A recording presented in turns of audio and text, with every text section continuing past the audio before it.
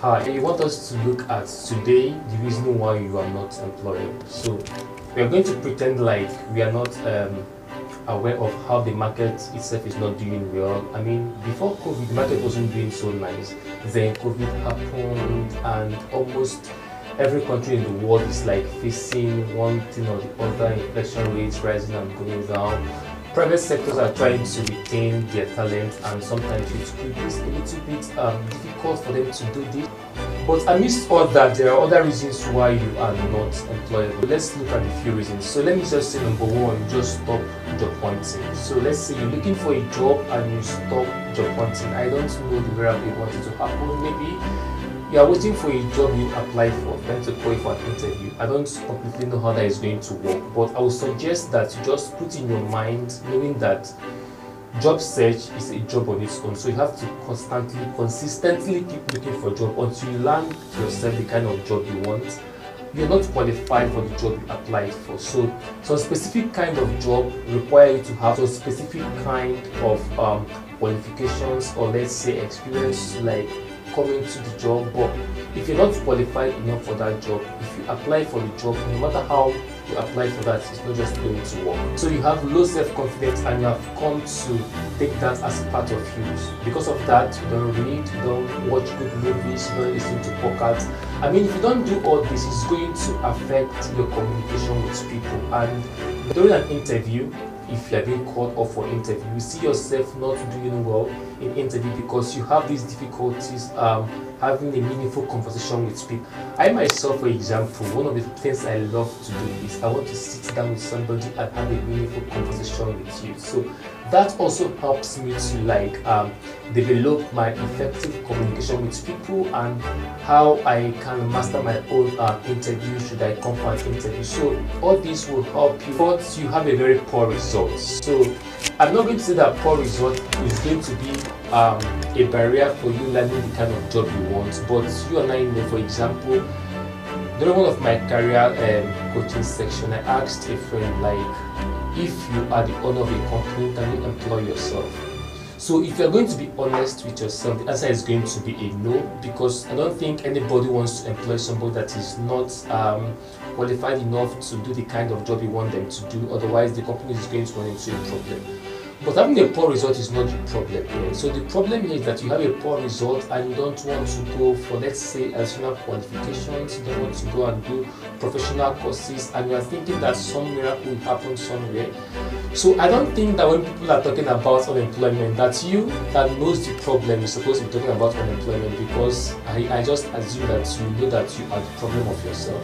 So if you have a very poor result, I suggest maybe just go for PG if you want to go for PG, go for Masters if you want to go for Masters, do online courses, go for professional courses, like you want to do your ICANN, you want to do your AICPM, you want to go for it, so that it will give you more chances. The fifth one is you are too experienced for the kind of job you applied for.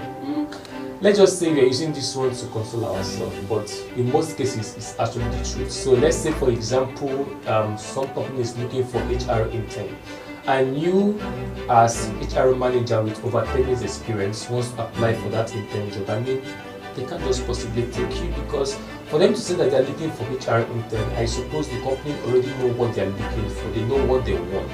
So if you apply for that kind of job, you definitely will not get it. So that is what I mean when I say that you are too experienced for the kind of job you apply. So the sixth one is your background check failed you. So when company onboard new employee, or new employee comes on board, there is always this background check. So I'll tell you this short story. So I know of this lady that she got a job because she was so qualified for the job, but when the background check started and the company noticed that she used a forged NYC certificate to come looking for the job, I mean, they sacked her. So what people are talking about, they're not employed, I'm not sure she's going to talk about she's not employed, because of course she herself caused the problem of not being qualified to be employed. So the seventh one is that you have a low social network. So the first advice I give to people, or what actually worked for me over the years, is that when I joined LinkedIn, I've come to realize that how far I've gone in my career is because of the people people I'm connected with on LinkedIn. It's either they are sharing job opportunities, or maybe there's a seminar coming up, a workshop, or a conference, and I will join them. So all these things build up my own way of being the kind of person I want to be. So I suggest that when you are looking for a job, you need to be in the kind of social network that is going to be putting you slightly in a better space on the kind of place you want to be. You can't be looking for a job and every day you are either on your Facebook or you're on your Instagram looking for gist and gossip. I mean, I myself, I do from time to time. I just log into my IG and my Facebook to do. In worst case, I just go to the violence headquarters Twitter as a flag joke. But on a sincere speaking, I think that the best thing for us to do for ourselves, if we are looking for a job, is please engage yourself in this social network that will put you in a better position. Have an account on LinkedIn, connect with people. If you want to be on Twitter, please be on Twitter. Look out for beautiful opportunities. Find a way to keep on expanding your social network. It puts you in a better shape. Next is that you've not defined your career, and this is always the major problem, because I hear people say that I can do any kind of job.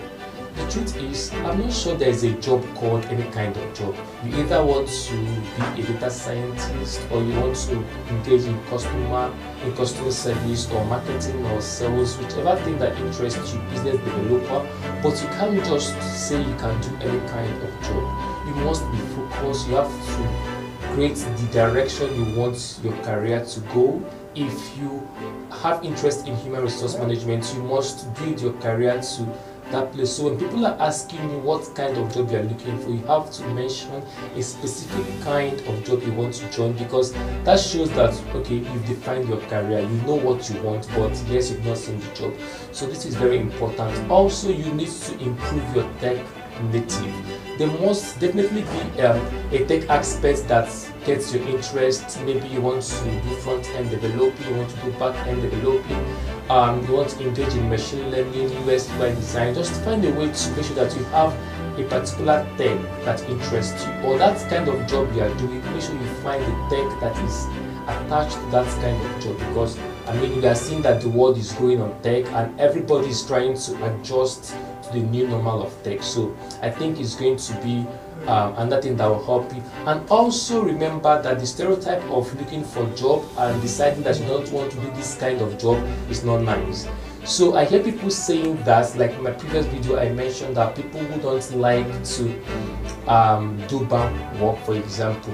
So because your friend that have worked in the bank before told you that bank work is a bit stressful, it's not good for ladies, blah blah blah, and you decided on your own that you don't want to bank job, so you don't even think of applying for bank because you don't want to do bank jobs. But your friend who just left bank to another organization did not tell you that the reason why that next company took her was because she had this experience that she gained when she was working in the bank.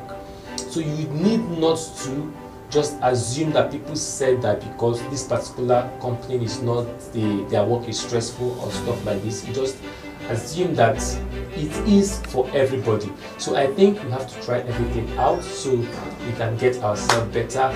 And also in our next video I'm going to be talking about how to deal with rejections. So because there is nobody that will tell you that he or she have not gotten rejections at any point in his career. I would have told you how many rejections I myself have gotten, but I don't think that is just going to alarm you. But the thing is that you also have to know how to deal with rejections when you are applying for jobs. So when rejection comes, you just pick out those things that made them to reject you, close the gap and get better. My name is Steven and this is HR series.